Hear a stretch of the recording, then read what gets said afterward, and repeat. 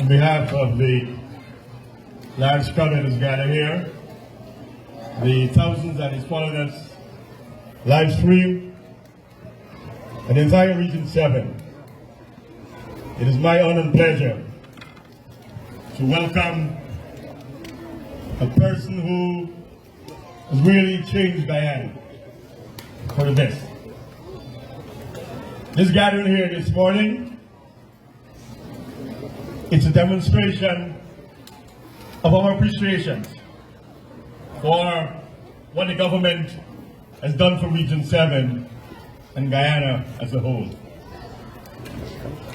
It is our belief that Guyana is on the right path, a path of prosperity, great infrastructure development,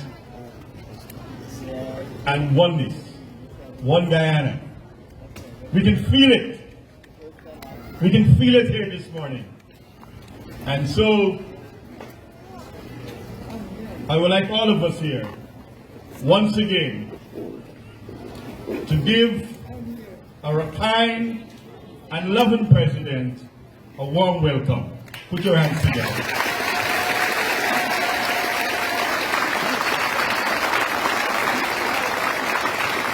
Mr. President, welcome to Bartica. I'd also like to welcome the Honorable Minister of Governance and Parliamentary Affairs.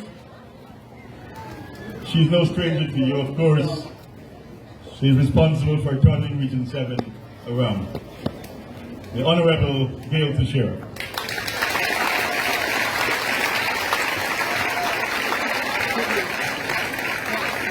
I'd also like to welcome, and he's going to be here soon, the Honorable Minister of Housing and Water, Colin Cole.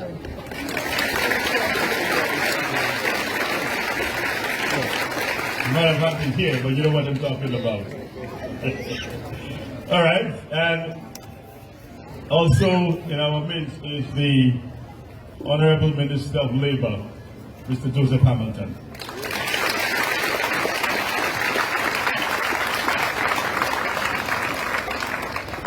We also wish to acknowledge the Commissioner of Police, His Worship the Mayor, the Chairman, Deputies, Councillors. Welcome.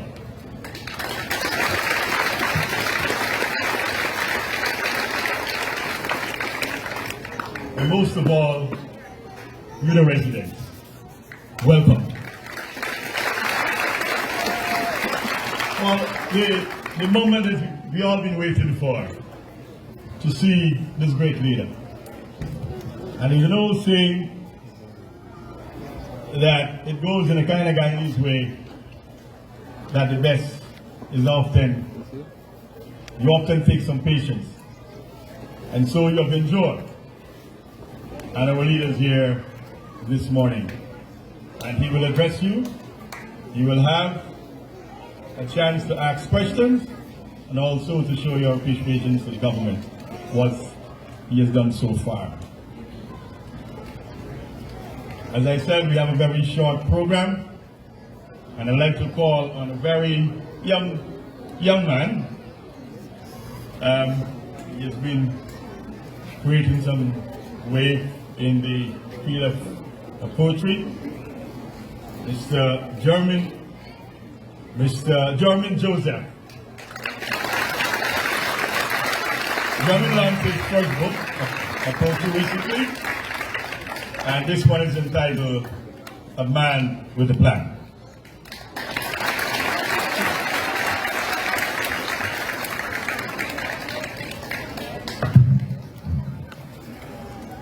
Good day, everyone. I was trying to think of a good way to introduce the president, but he did an excellent job himself when he was coming in during his intro. So I get right into this piece because his introduction, as you would see, it capsules what is here. So this piece is called A Man with a Plan. In every crevice and valley, we hear a common message, a message of unity, one Guyana, peddled by His Excellency. His vision for prosperity needs no revision. He has proven himself a man with a vision. As he travels, he promotes his land, from the Americas to Asia. His message is grand. Guyana, a haven for investment. He's building his land. Investors, foreign and local, are often entranced, as with simplicity he orates with such profundity. A vision of one Guyana, his constant banner. A message of hope with provisions for a wider scope. A leader that boasts in education, for he knows that it is the building block of any nation. He is building his human resource, for he knows that one day we will man all of our resources. A leader in whom we can place our confidence. For times too often, this has been evidenced. A leader of inclusivity. With him there is no disunity, providing for all, with opportunities that reach out and grab us from our lethargy. A leader that is never faced by territorial threat. He stands tall and never breaks a sweat. He's never afraid to reach into the valleys to deal with matters that others deem small. That's why today, he towers as a leader who has been chosen to represent not one, but all Guyana. Thank you.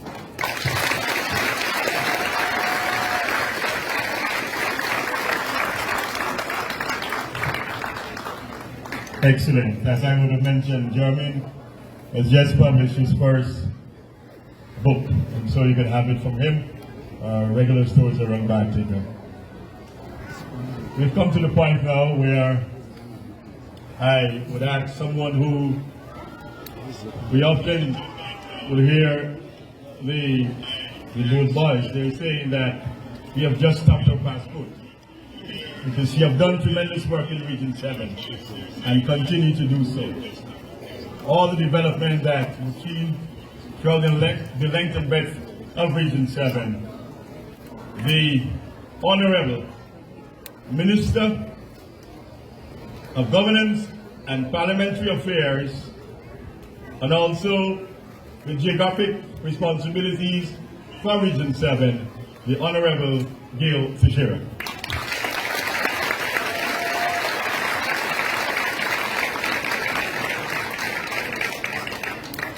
Good day, Bartica.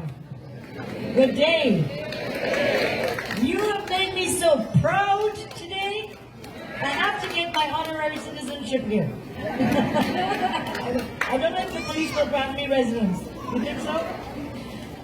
This is a very proud day for us in Bartica. All of us Guyanese, all of those who are resident here and working in Bartica, to welcome our president to Bartica, and we're going tomorrow to Upper Mazaruni, and we will then conclude in a little short while Middle Mazaruni and Upper Cayuni, so that every part of Region 7 will get to know our President, Mohammed Irfan Ali.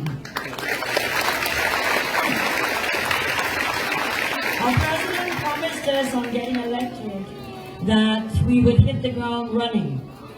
And I don't think we realized we'd still be running 2 years later. But we are running at a speed that many cannot keep up with the President and the Cabinet of this country. We have never seen change and development as we're seeing in the last year since President Ali was elected in 2020. This region, Region 7, I've been coming here from 2017, and I have never seen the kind of development that we're seeing unfold in this region. Do you agree with me? Do you think so? Well, in case some of you may not believe, let's look at some of the things we've done. We're doing the road in that point, the solar farm, the issues of the Bartica Hospital. We'll have a new hospital for the Bartica people and for the region, so they can come and get specialized services here. There have been some improvements in the roads, but still more work to be done, obviously. We can't do what should have taken years before to do it in a matter of a year and a half. We have new schools being built. in Waramadong Extension, Ettring Bank, Kaikan, for example, outside of this, the Lower Mazaruni area. We've had also the community service officers being employed in every single Amerindian village across the region, 21 villages plus, also region 10, Falmouth Riverview, which is just across from the river from us.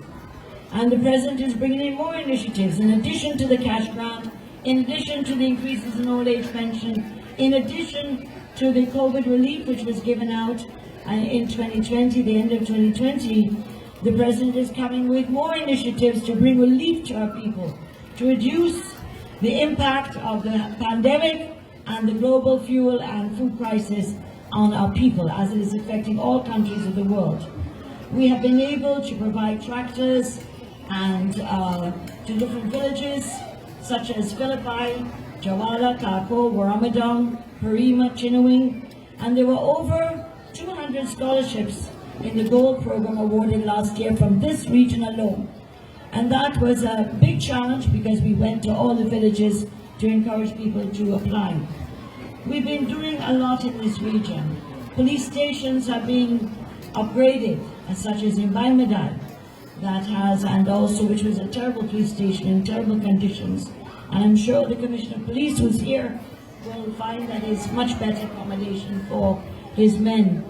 The Board of Industrial Training Programs, for example, the ATVs for different health centers, different vehicles for the Bartica Hospital, including ambulance and so on.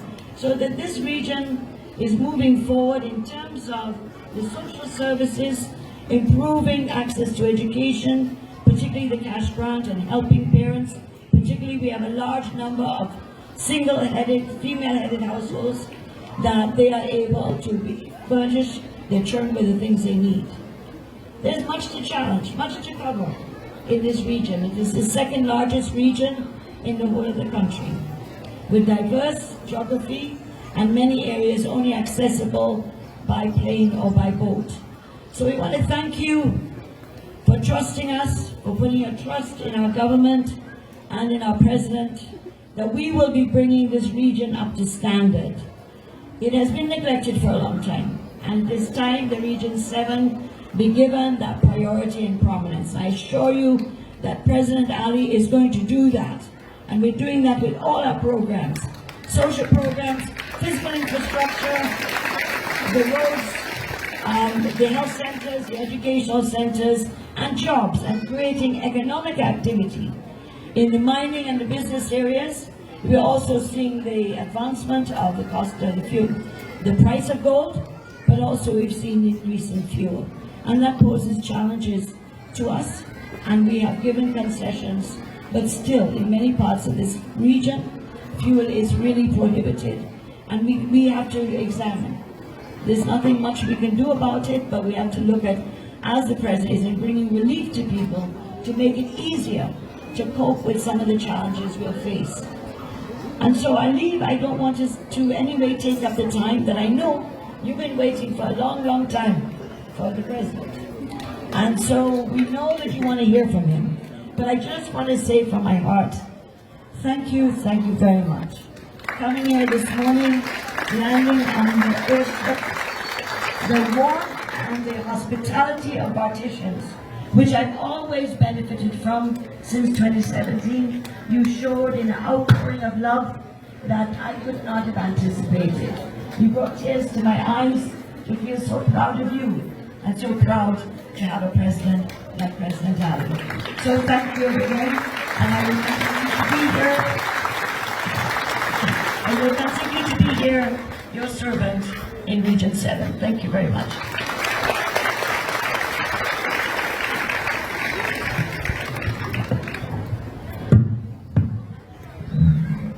Those are words from the heart. I wish to acknowledge also the presence of the CEO of Lands and Survey, Mr. Muniz.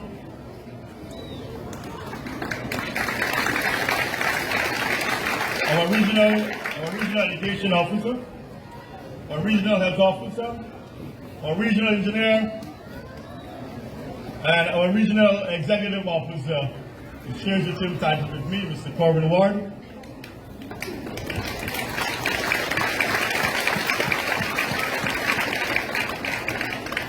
And I had mentioned the Commissioner of Police, but that is me. So welcome also the Commissioner of Police, Mr. Clifton Higgins. I remember him many years ago when we had those 5 fellows terrorizing us here in Bartica. I remember him for that. So, the moment that we all been waiting for. The President have already demonstrated his love and his peace. All the schools, I've been receiving text messages. They want him to stay overnight. I don't know what he will do. But this is Bartica, a different Bartica. And so, as Minister Teixeira would have mentioned, that the President would have made a promise that once he gets in office, he will hit the ground running. And indeed, the next day he did.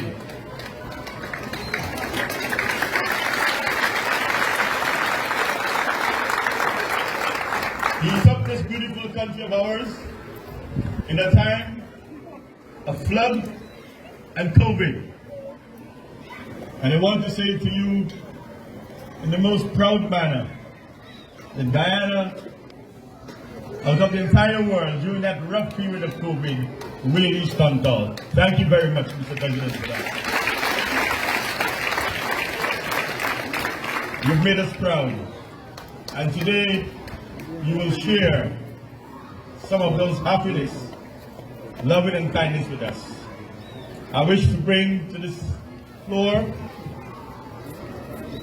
I would say a young man, who has been working, as we say in Guyana, 24/7. I really don't know how we do it, but he has the energy. Barticians, those who are visiting us, put your hands together to welcome this great leader, the President of the Cooperative Bank of Guyana, Dr. Mohammed Irfan Ali.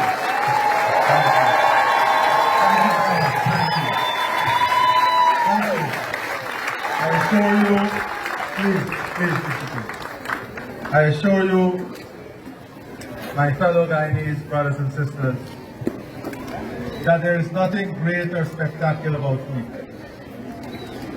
There is everything great and spectacular about the people of Guyana. And here in Region 7, we have seen that demonstrated. And I thank you sincerely.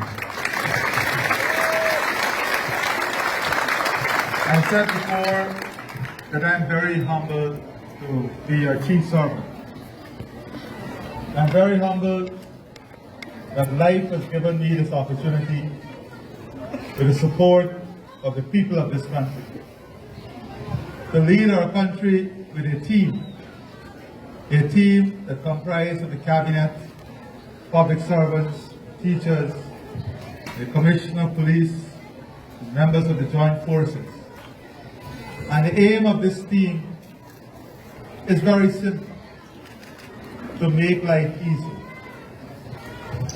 to make things better, to connect with people in a meaningful way, and to deliver goods and services to the people of this country in the best possible way and the most efficient way.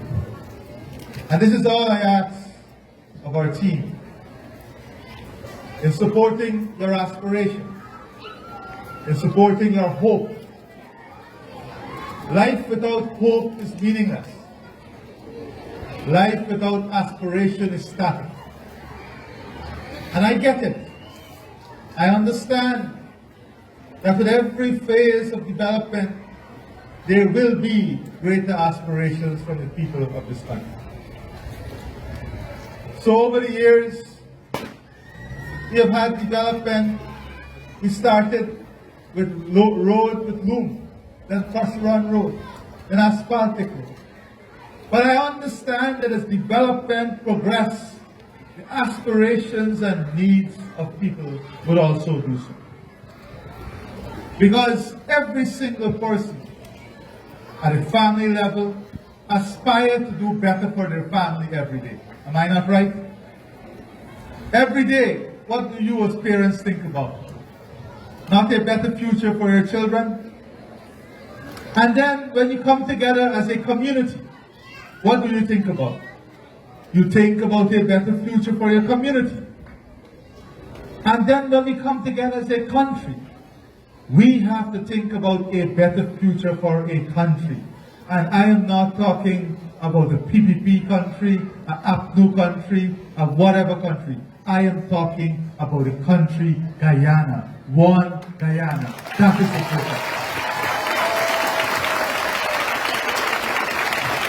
I am here with a message. And that message is about advancing a Guyana that will deliver prosperity to every single Guyanese. Not a Guyana with loopholes. Not a Guyana with gaps. Are there challenges? Too many. Can we overcome the challenges? I say to you today, we have no other choice but to overcome the challenges and deliver one Guyana and prosperity for all the people. You know, many times before I go to meetings, I would leave my home, well, the people's home, because I'm not in my home these days, I'm in State House, it's the people's house. I would leave the people's house, and I would say to myself, what would I like to see this government say to the people today? And different people will have different messages for the president. The president gets briefed every single day from the police force, the army, from public servants, from people on the ground.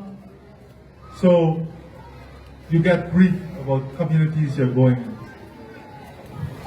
And I will hear that there are some who will come to the meeting to disrupt, or some who will come to make all kinds of demands. And I will say, let them come. Because that is the democratic space in which we operate. We must be able to come together and have a conversation.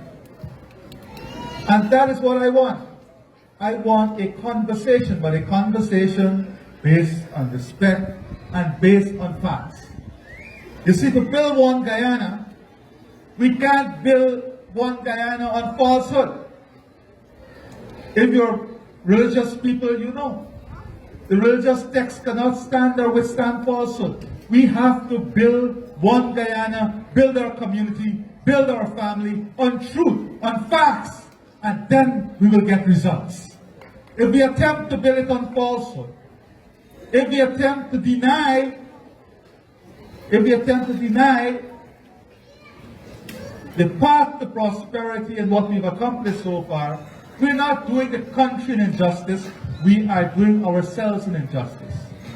You know, sometimes some people are so annoyed with themselves every day, they're angry at their own selves, they can't find peace, inner peace, because every day they get up looking for examples of what is bad and what is not good. So they spend all their life trying to find things that are not bad, things that make you unhappy. If we focus a percentage of our time on what is good, and what could advance us as a people and a country, we'll all be happy. We'll all be happy.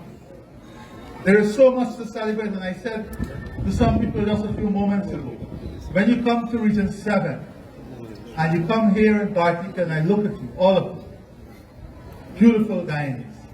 But what is important is that you see Guyana.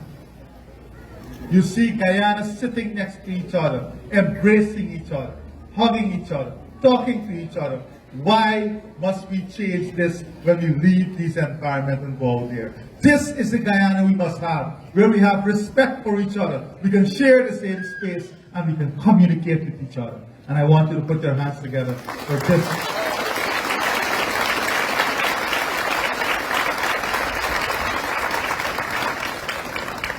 So I want to thank the regional chairman, the regional executive officers, the public servants, the children, the teachers, the residents of Bartica proper, Region 7, for their welcome. I want to spend just a few moments outlining to you a strategy that we want to communicate with you, that we want to hear from you what you think of this strategy. And the strategy is built on a foundation of one Guyana, bringing prosperity to all the people of this country. I am not here to tell you about the more than $1.5 billion we've already invested in infrastructure in this region. I'm not here to tell you about the hundreds of millions of dollars we've given back to children in grants and uniform allowance. I'm not here to tell you about the increases in old age pension. I'm not here to tell you the support we give to single parents. No. I am here to tell you, you have given us the opportunity to deliver those things. We promise it, and we have delivered, and we're delivering it. And that is what you must know. That everything that we signed on to in that social contract when the government is elected has been delivered and is in the process of being delivered. And I assure you today that every single promise we made to every single group will be delivered with the help of God and the strong, hard work of all of you. Everyone will be delivered. You need not to second guess that. You need not to second guess that. But as we deliver all of this, the world is a different place today. The world is faced with many challenges. Look at our miners. We have removed every single hurdle to the mining community. But the miners are still faced with tremendous difficulty. Much of it not in control of the government. We can't control a tap up there and say rain stop falling. But this is the challenge of climate change and changing weather pattern. And we understand this challenge. And with this challenge comes a need for greater and more efficient and reliable infrastructure to help our miners. We understand this. We live in a world today where food security is one of the major issues. Energy security. I just came back from the OAS summit, the Summit of the Americas. And in some states in the US, gas is $11 per gallon. $11 per gallon. That is more than $2,200 Ghana per gallon. In Hong Kong, gas is $13 per gallon. We don't live in an isolated world. We live in a connected world. We live in a world where things occur in a different corner of the earth, but affects all of the earth. Look at the coronavirus pandemic. That is the greatest lesson of globalization. That is the greatest lesson of how borderless the world is. One pandemic strikes every single corner of the earth. Every single corner of the world. And you don't see the results, but the food crisis is a pandemic that will strike every corner of the earth. All the studies showing that. And we have to work towards ensuring Guyana is food secure, and we make the investment to take that food security to the rest of the Caribbean. And this brings us to a conversation here about Bartica proper Region 7. This area must not only be looked at as a mining area or opportunities related to mining, because you have the potential to become a major logistics hub for the mining sector. In order for you to become a major logistics hub for the mining sector, we must be able to produce food, and we must be able to provide services. Whether it's banking services, machining services, mechanical services. we need to create a service hub in Region 7. And we need to do it in a very structured way, because you already have a lot of investment in Region 7, catering for the services industry, but it's not structured. We need to work with Region 7, with the school system, with young people, with single parents, to use technology and improve our ability to produce more food in this region, so that it can become not only an agricultural activity, but an economic and financial activity, improving disposable income to the families. Our task as a country and as a government is to put more disposable income in the pockets of people. Once we put more disposable income in your pocket, you will have more resources to live higher standard of life. And this is what adds to building prosperity. In doing so, there are some specific groups that we must address. Our school children, our children generally. We are investing to ensure that all our children must have access to good quality education. Our children and this region must have access to good quality education, good quality health care. Those are two fundamental pillars on which the transformation of our country will be built on. Health and education. To do this, you will see a series of investment in healthcare infrastructure and education infrastructure in this region. But more important, you will see tremendous investment in building the human resource capacity to take care of those infrastructure and deliver the service in health and education. So very shortly, we will be coming to this region to recruit persons who want to work in the healthcare system. We are working on a program now that will ensure every single teacher, wherever you are in Guyana, you must have access to become a trained teacher. We are working on the logistics to ensure every single teacher can become a trained teacher. When you advance yourself to the level of a trained teacher, not only are you able to deliver a better service to the children, but your pay scale also moves automatically. These are the type of investment that you don't see on the front page of a newspaper, because sometimes they're not physical in nature. You will see a new school on the front page, you'll see new roads, but the investment that are physical, not physical in nature, like ensuring the children have school uniform, ensuring that the children, they have the transportation grant, ensuring that this region becomes energy secure. Because Bartica will not be excluded, you too will benefit from the more than 50% reduction in the cost of energy in the near future. These are the type of investment that leads to transformation. Because if you have a low electricity bill, you have more money available to do something else for the family. You have more money available to do some other investment. Am I right? Am I right? If you pay lower taxes, you have more money available from your income to do something else. So our focus is on education, infrastructure transformation. And when I speak about infrastructure transformation, the tourism potential of this region is enormous. But for that tourism potential to be realized, we have to do a few things. We have to ensure people are trained, and we are setting aside resources to train 6,000 people in the hospitality sector, and we want people from this region to be trained. But importantly, we have to have the transformative infrastructure that will bring people to the region.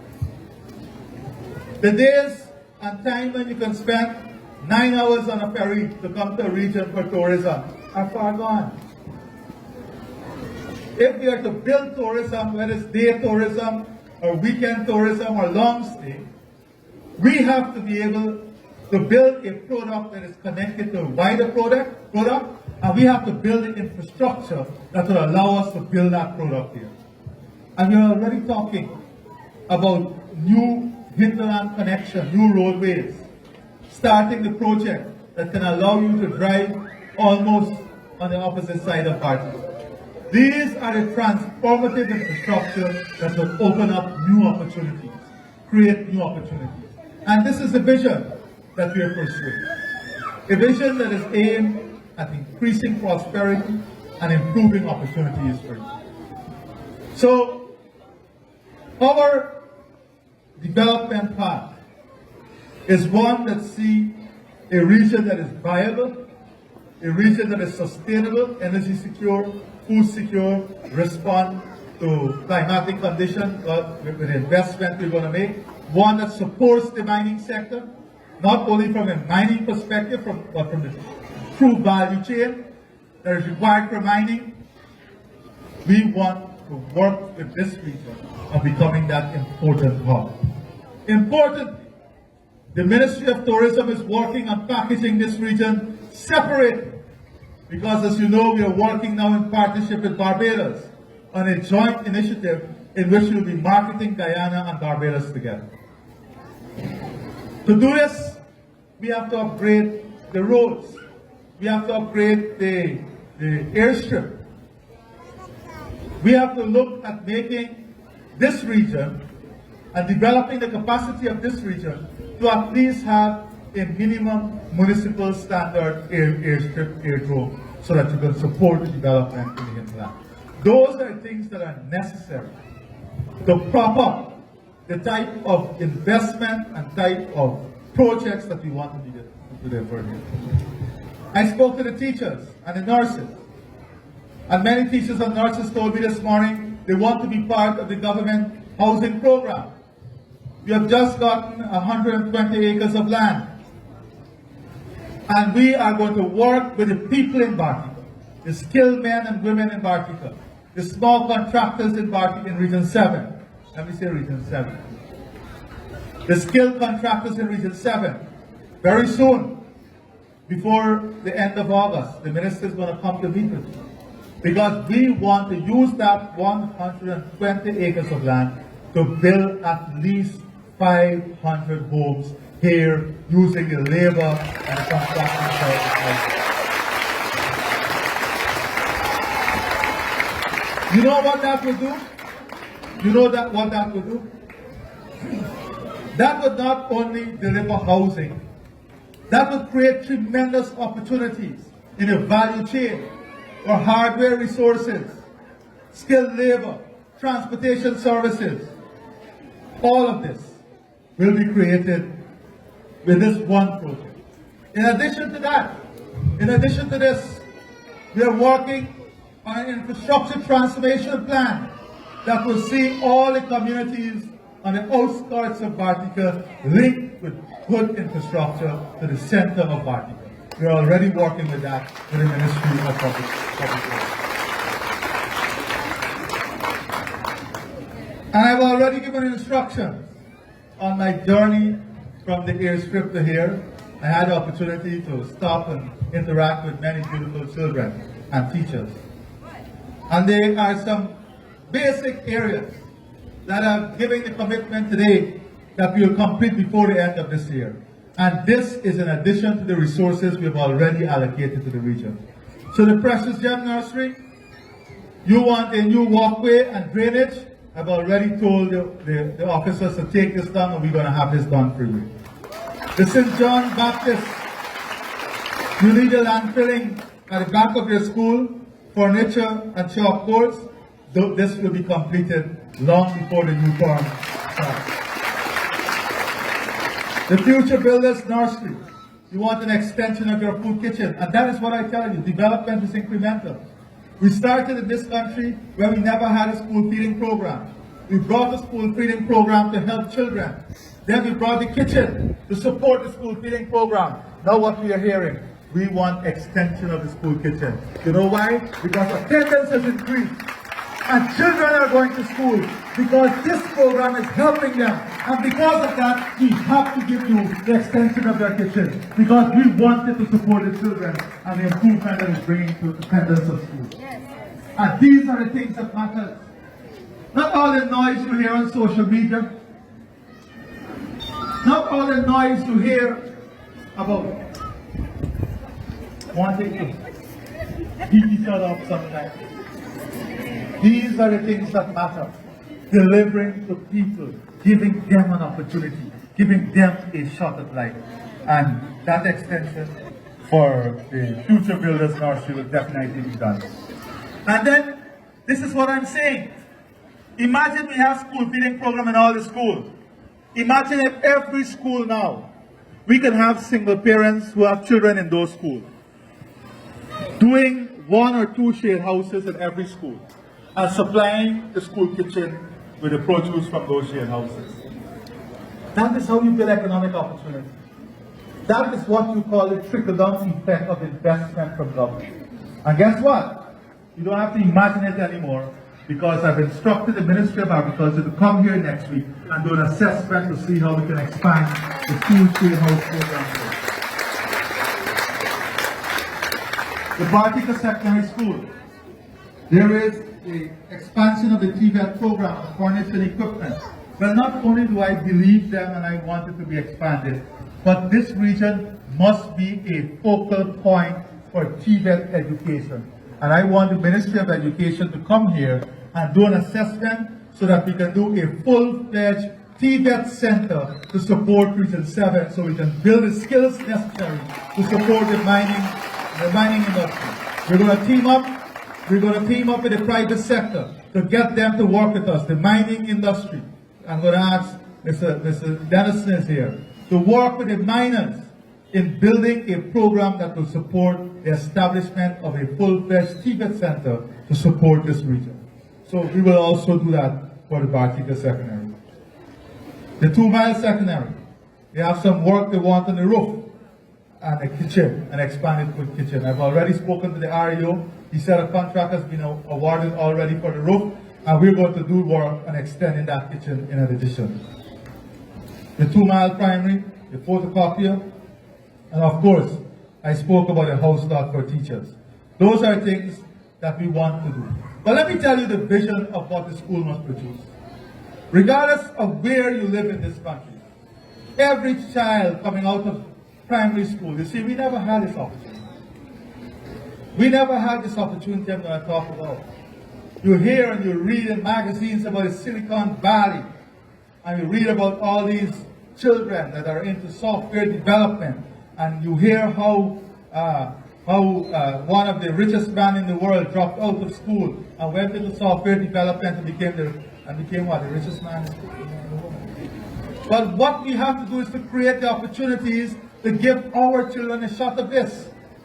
So I've asked the Ministry of Education to work on a program that will see every primary school child being introduced to coding, computer coding at a primary level. So when you leave primary school, you must be introduced to computer coding. And when you leave secondary school,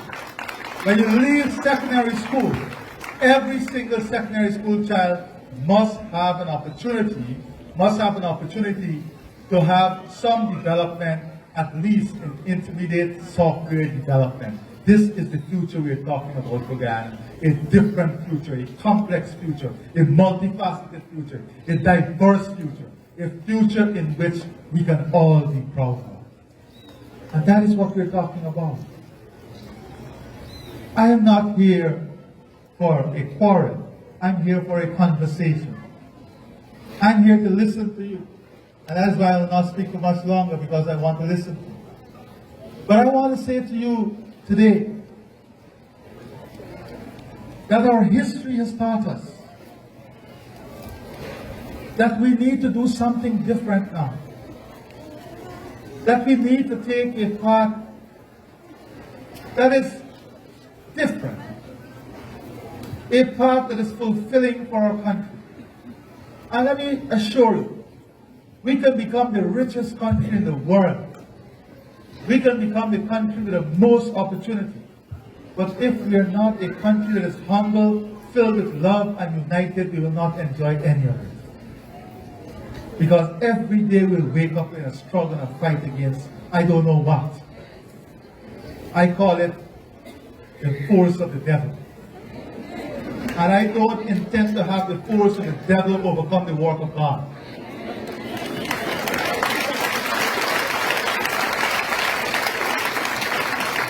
And as far as I know, the work of God is a work of peace. It's a piece of love. It's a work of unity. The work of God is not the work of envy, jealousy, and malice. That is the work of the devil. And we must work with what? If we are God-fearing people, and many Guyanese claim to be God-fearing, then we have to understand that we need to adopt the principles that will allow us to fear God.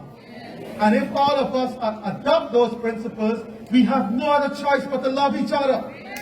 We have no other choice but to love our neighbors. We have no other choice but to uplift each other. And loving each other does not mean you don't have quarrels. It doesn't mean that you don't have differences. But those differences cannot lead to hate. It cannot lead to division. It cannot lead to separation. It must lead to a conversation. And that is what I'm going around this country to do. Have a conversation with the people. Have a conversation with you. Understanding each other. You can't understand or claim to love me if you don't understand where I'm coming from. And I can't have an opinion of you if I don't understand where you're coming from. So unless we have that conversation and we can come together on one platform, then we can do what the doctor ordered. We will find a prescription. And that prescription must be built on respect. And if we all agree that the prescription must be on a foundation of one Guyana, then I am confident that the future of this country, the next generation, have nothing to fear, and then will enjoy true prosperity and true happiness. I thank you and God bless you.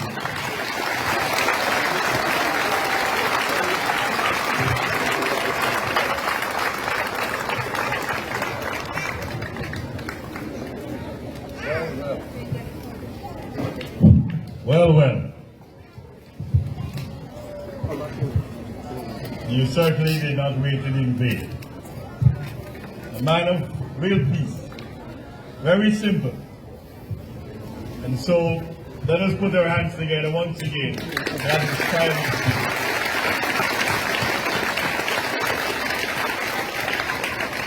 Thank you very much, Mr. President. We have come to the part of the program in which we will now interact. Narissa, Coonan, and Boyle carry the mic. And we're going to do it in a very orderly manner. We'll come from three angles. 1, 2, 3. And as you wish to say something or ask a question, you will raise your hand and they will find you.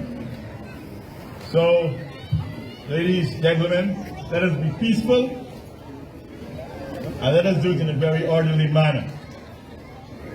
So we will start first with this end.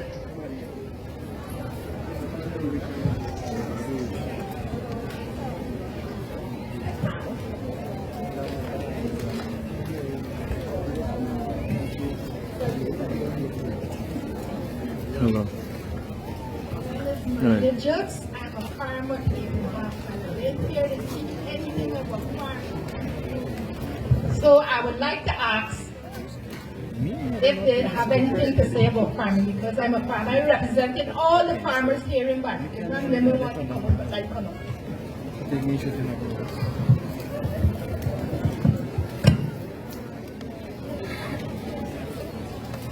Yeah, we take a couple and then the president finishes. Is there anything specific you would like us to address for farmers? Yeah, we need some help with the road. And, I'm at 8.5 miles. They got other people planting at 4 miles and 1.5 miles. So is the road you're basically concerned about? Yes, and some support on the farm, like chemicals and stuff like that. I have some things on my phone I need to show to you what I'm doing on the farm. Okay. So support for the farm, input support, and the road. Yes. All right. Thank you. Good day, everyone. Your Excellency, Dr. Info Mohammed Ali, welcome to Bartica. It's a pleasure having you and other members of your other ministers and other members of the government. Your Excellency, for over 20 years, at Guyanese, over 20 years you suffered from a flood problem. This flooding, over 20 years I'm trying to get something done about it. And now I'm having the opportunity to ask you, please, we only ask for a culvert to be placed across the road in 2nd Avenue. This affects from 5th to 9th Street, from 3rd Avenue to 4th Avenue. Please make this a reality. Please make this like a dream come true. I'm asking you, if you're going to delegate anyone, first of all, to come to the area, I'm willing to give my name and address so that you could see where the Guyanese culvert will be situated. Over 20 years, Your Excellency. Once again, it's a pleasure having you here, and do come again. Thank you.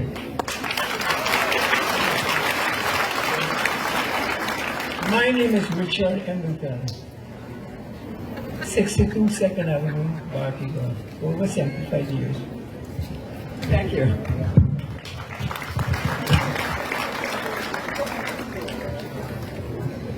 All right, so let me address the two first issues. In terms of farming, what I will do, I will ask the Minister of Agriculture and his team to come here and to make a complete assessment as to the type of help that is needed. Whether it's fertilizer, we have a fertilizer program now that you will be helped with, all the farmers will be helped with. We will see the other input that you need help with and the roads, and they will come up with a plan, and then we'll be able to come back to you and to say to you what exactly we'll do, right? In terms of the 2nd Avenue culvert, I have good news for you. That project has already been tendered, and the award is made, and hopefully construction will commence very soon. And it's done under the National Drainage and Irrigation Authority.